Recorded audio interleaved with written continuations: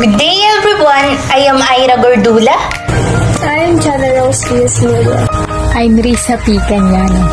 I am Haden K. B. Sancha. And we are the Group 5.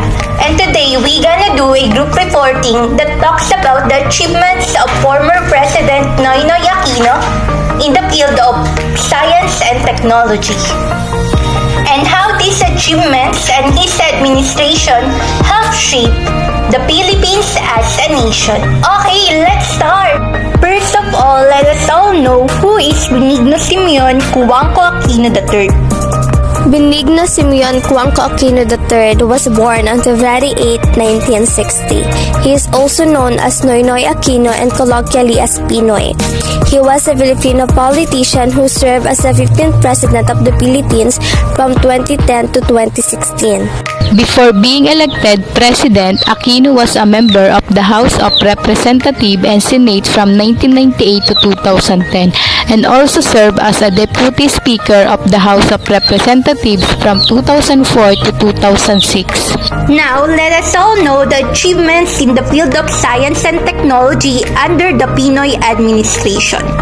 President Benigno Aquino III led the switch-on ceremony of a 63.3 megawatt solar farm in Calatagan, Batangas, touted as the first solar farm established by a Filipino company. Aquino, who was less than 4 months in office back then, said he considers renewable energy programs as part of his administration's successes. In his term, the first Filipino satellite, Diwata-1, was launched into space. Diwata-1, also known as Spatial Microsat-1, was a Philippine microsatellite launched to the International Space Station on March 23, 2016 and was deployed into orbit from the ISS on April 27, 2016. It was the first Philippine microsatellite and the first satellite built and designed by Filipinos. It was followed by Diwata-2, launched in 2018. Smarter Philippines was launched and it is now implemented by Duterte as Smart City. The Department of Science and Technology under Pinoy administration launched its new umbrella science and technology program called Smarter Philippines to maximize the effect of science and technology in communities and people and eventually improve the quality of life of Filipinos and drive socio-economic growth throughout the country. Pinoy Science Law creating a new Department of Information and Communication Technology. President Benigno Aquino III on May 23 signed into law our Republic Act 10844, which allows for the creation of the Department of Information and Communications Technology, or abbreviated as DICT, and effectively abolishes all operating units of the Department of Transportation and Communications, or abbreviated as DOTC, with functions and responsibilities dealing with communications. DITC will be responsible for protecting information to possibly prevent data leaks, similar to the recently hacked incident at the Comelec website, and attempting to help ICT services in different sectors among their numerous different assignments. Through this, we should also be seeing standardized government websites that are hopefully less prone to hacks. Project NOAA was invented and used successfully by Pag-asa. Project NOAA Nationwide Operational Assessment of Hazard is the Philippines' primary disaster risk reduction and management program. Managed by the University of the Philippines, it was initially administered by the Department of Science and Technology, DOST, from 2012 to 2017. Project NOAA seeks to fulfill its vision of disaster-free and empowered communities by providing open access to accurate, reliable, and timely hazard and risk information that has been updated and enhanced using advanced technology. Philippine National Health Research System Law was passed, which would unify the health research trajectory and agenda of the entire country.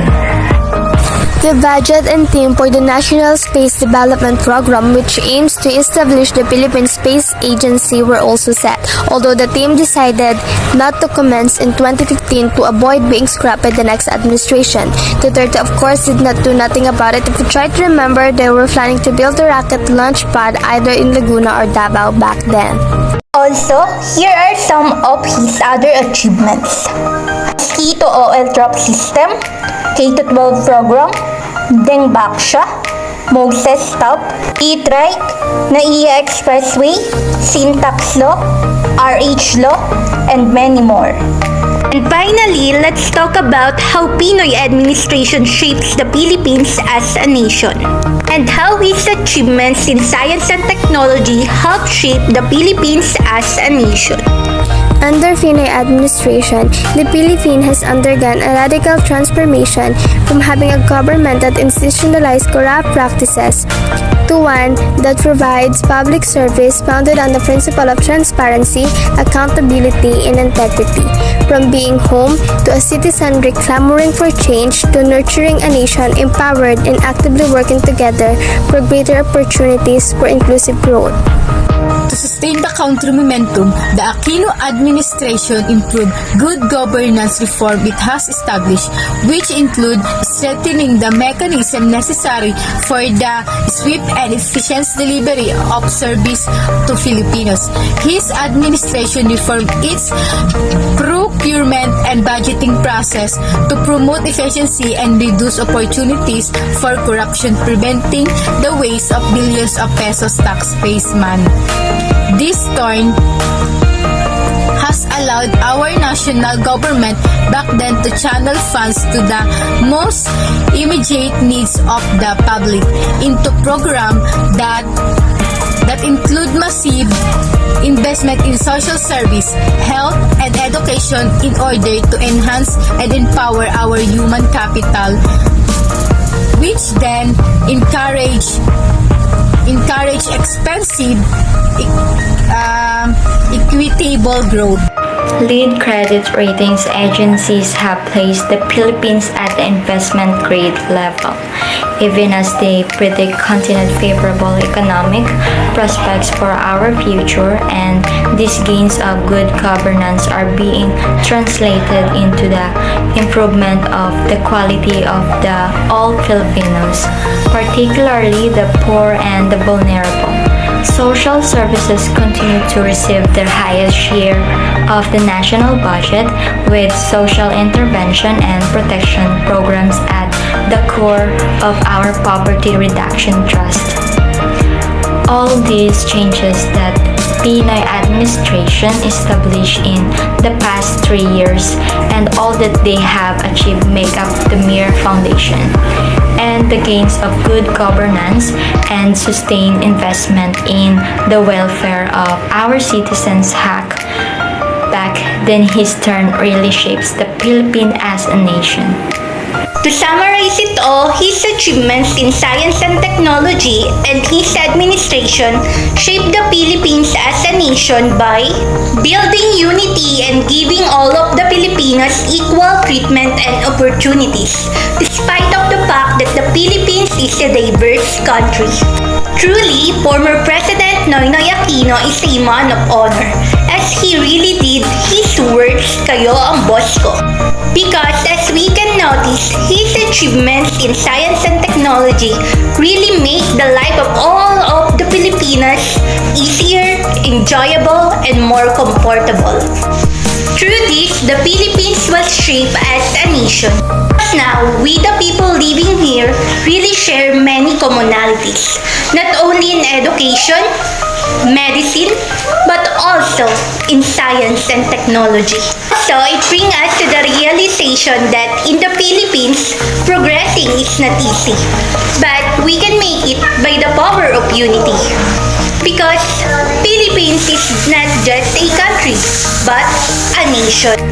That's why, in behalf of all the Filipinos, we the Group 5 wanna thank you, our former President Noynoy Aquino, for your legacy that will forever stay in our hearts. That will be all for today. I hope you enjoy listening to our report. Thank you. And God bless all.